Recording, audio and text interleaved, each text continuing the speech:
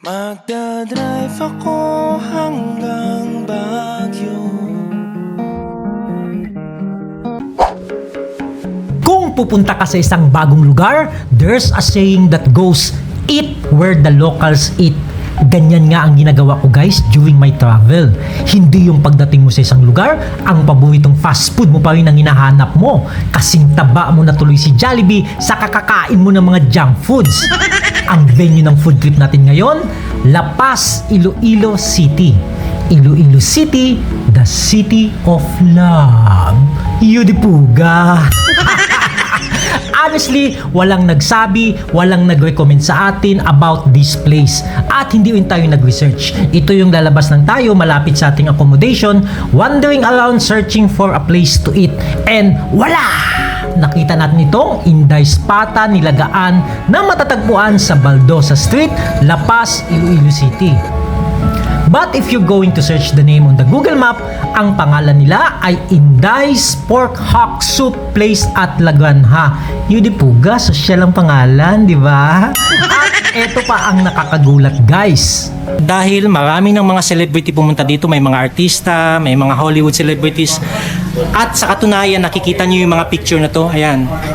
Yan yung evidence na marami ng pumuntang mga celebrities dito. At alam niyo yung pinakasikat na celebrity na pumunta dito? Papakita ko sa inyo. Ayan o. Ayan o, yung pinakagwapong artista na pumunta dito. Ayan. Gulat kayo, no? Katabi niya ang isa ding kainan, Bitoy's Nilagaan, Patahan and Eatery. I tasted both, but itong luto ni Inday talaga ang masarap. Now you might ask me, bakit ganitong itsura ng kainang ito? Yes, ka-wonder. Ang itsura ng kainang ito ay kagaya ng bahay ni Lola na dating tirahan ni Sadako na ginawang tambayan ng mga lasenggo pangtanggal ng hangover. But wait, looks can be deceiving. Naalala ko tuloy yung ruin project sa Tagaytay na napuntahan namin. Social ang lugar, magandang ambience, maganda ang location, but pangit ang pagkain, hindi masarap. Mas masarap pa tiyak ang gutuhan ni Kuya Oliver sa San Juan, Batangas, which is on our bucket list to visit one of these days. Minsan talaga mga ka-wonder, wala sa itsura yung masarap na kainan. And that's the kind of gem na hinahanap natin pag nagta-travel tayo. May sampay ni Sir. At eto na yung order natin. Kawali. Ano yung... Ayun! So ayan, papakita ko lang sa inyo guys ha. So ito na lang yung hindi natin natikman dito, yung kanilang balat to eh. Ayan no, tingnan nyo guys, balat siya.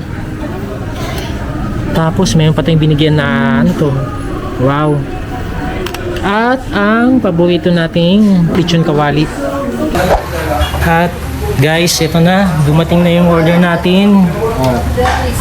Okay, nung nakaraan umorder tayo ng sinasabi nilang unod, tapos na order na rin natin yung pata nila. Ngayon naman tikman naman natin itong kalok. Ayan.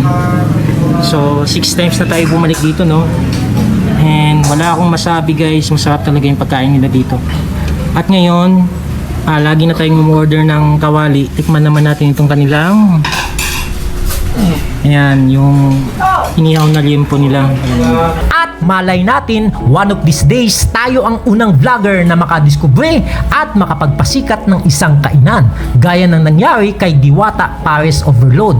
Kaya kung mahilig ka sa travel, food, and adventure, mag-subscribe ka na sa channel ng Loko-Loko. Sa channel ko pala. At kung hindi ka magsasubscribe, papuntahin ko mamaya sa bahay nyo si Sadako, my precious.